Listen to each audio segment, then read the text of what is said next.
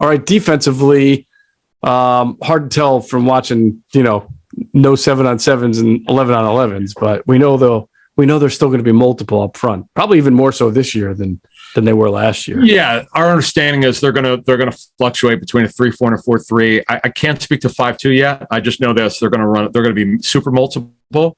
Why? Because of the personnel they have.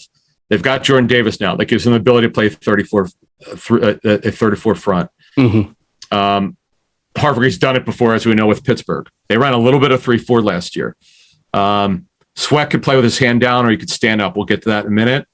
Tui Pelotu could play the nose. He could be the backup nose this year, which is what I believe is going to happen if he makes a team. Mm-hmm. So they've got this versatility. They've got guys who could stand up. They guys could play with their hand down. It's interesting because Gannon, the way we understood it, he played a lot of Mike Zimmer's coverages on the back end, but everything else was not Mike Zimmer. So he runs some, I guess it's based on the people we've worked for, Zimmer, Matt Eberflus, and others earlier in his career, and maybe going back to college. So he's running a bunch. I know people have pointed to his guy, Brandon Staley, he's very close to. Staley runs a 34. Mm-hmm. Brandon Staley, like, as I understand it from a Chargers source, he wants bigger players. That Staley made the call.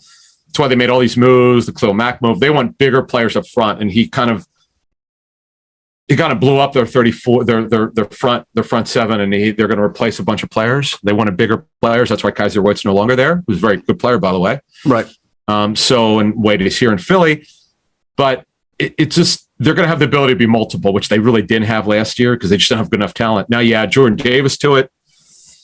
Barnett now could stand up. He's back, surprisingly. And you got Nakobe Dean now. When you run a 34, he'll wind up being one of their starters, more or less. Mm-hmm. And Kaiser White, of course. So they've got a lot of, and obviously Hassan Reddick is a stand-up pass rusher. They just didn't have this versatility last year, and now they have it. Yeah.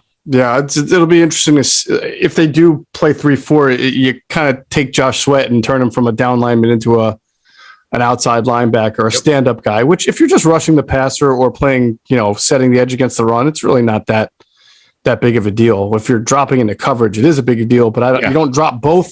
You don't always drop both your outside linebackers into coverage. But as we've already said, Hassan Reddick shouldn't be dropping back into coverage either. So they are more versatile. They have more optionality.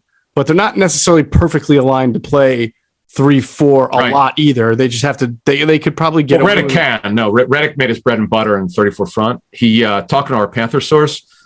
So the one thing they didn't want him to do, because they knew he didn't do it well with the Cardinals, is ask him to cover. Right. He's just not comfortable with it. As our source said, he plays with his hair on fire. He just rushes the passer. Mm-hmm. He's so explosive. The Eagles will not ask him to rush very much. To cover very much of it all. He just can't do it. He's just not comfortable with it.